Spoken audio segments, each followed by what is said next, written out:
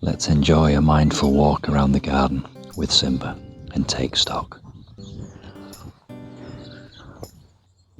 The trachycarpus in the exotic border really suit this sunlight. The gravel and the boulders have a real Mediterranean feel, and this one has produced 2 new flower heads. And each of them have produced beautiful new spikes of leaves, which will open up into these amazing palms. The agapanthus have been positioned on the south-facing front wall of the cottage, ready to enjoy the summer sun. The buxus sempervirens in the freshly planted parterre is producing thousands of beautiful young lime green leaves. And the urn feels warm to touch in the morning sun. The wildflowers on the other side of the fence are resplendent.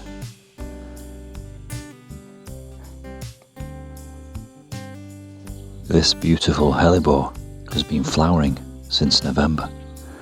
Look at the size of the heads.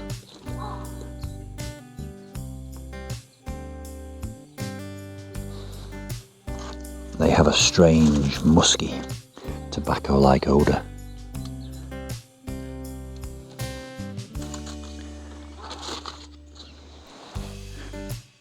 The potted hostas are really starting to grow. The heart-tongue fern has 1,000 new leaves. And the tree ferns have overwintered. They've suffered some wind damage, but inside the crown, several fronds are waiting in the wings to emerge. Our tender red bananas and Sete Morillii have been brought out of storage, already reaching the gutter. And this one is already producing a new leaf. They will enjoy this sunny position against this wall. All this bright, acid yellow-green foliage from what was until recently a pile of twigs. The sun on Pan's face against the dark green holly hedge. The daffodils are going over and producing these incredible seed heads, which we often discard in favour of next year's bloom. I'm going to leave mine in situ. An army of primulas in the shadow of this hedge. Look at these blooms, an early sign of what's to come. This recently transplanted rose in my plant hospital is showing great signs of recovery. It has shoots everywhere. And look at this spectacular and interesting bloom.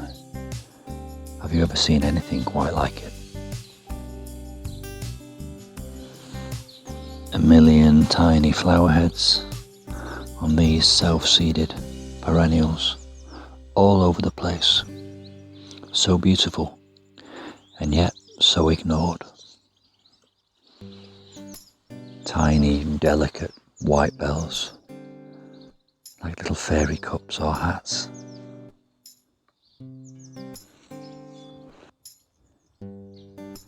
The much maligned pampas grass, with its silvery seed heads and straight canes, like silver waterfalls, contrasting against the blue of the sky. Fresh growth on the buddleia, the butterfly bush, a sign of things to come. This will be 10 foot high by the end of the year. The seeds in the recently sown wildflower meadow are definitely germinating. I can see over a dozen here, in only a square foot. And that is replicated across this whole patch of earth. We're in for a good display. The damson blossom is all but finished. I think we're in for a good harvest this year. A tiny mouse hole by this brick the residents waiting for the day to end so that they can emerge into the nighttime. A small patch of nettles in the garden, fantastic for butterflies, great for homemade plant food, and wonderful for nettle tea. Some deadwood provides another environment for invertebrates and fungi. Bird song everywhere, a dozen species in these bushes. Just listen.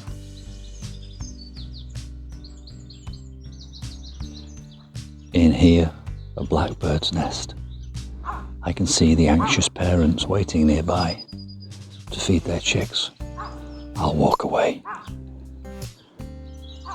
The bright yellow flowers of this early Mahonia have already faded, but it doesn't stop there. It produces even more interest in these, a million little seed pods. A couple of fading daffodils, a group of daisies amongst the clover, some with a pink tinge to the end of their petals. The grass is full of 100 different species of flowers, and it's surging ahead in these moist, light conditions. Fruit trees are blossoming well this year. Let's hope all these blooms get fertilized and turn into fruit. This pile of discarded conifer cuttings, a home now to a wren. Do not disturb until August. I'm not sure that these are bluebells, despite the fact that that's what I always call them.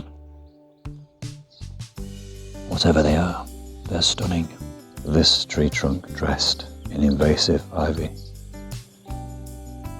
Is this symbiosis or an invasive predator?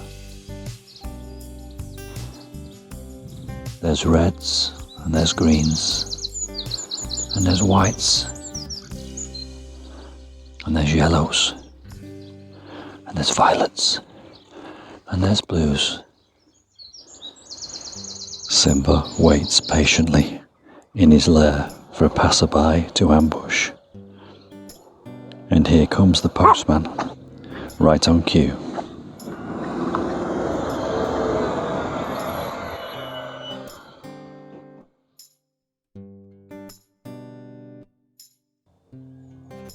And now we finish with the realization that the garden in springtime can be a relaxing place, but it's full of 1,000 projects which start to invade my consciousness.